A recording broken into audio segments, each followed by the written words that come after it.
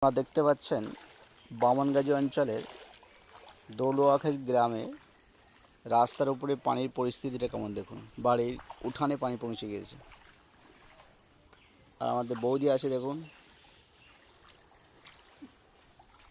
রাস্তার উপর মানুষ কেমন হাঁটছে দেখুন।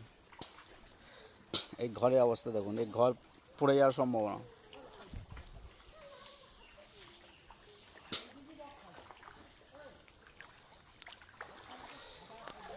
মানুষ চলাচল করছে, খুবই অসুবিধে, বিশেষ করে মহিলাদের জন্য খুব অসুবিধে।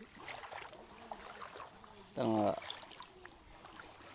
পুরুষের তুলনায় মহিলাদের সব থেকে বেশি সমস্যা। আর এই রাস্তাটা দীর্ঘদিন ধরে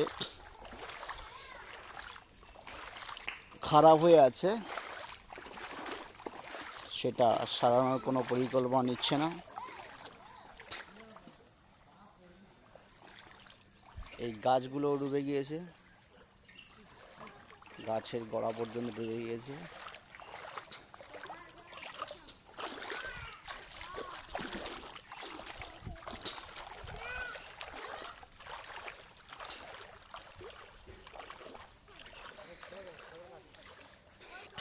দেখতে পাচ্ছেন হাঁটু, প্রায় হাঁটু পর্যন্ত পানি।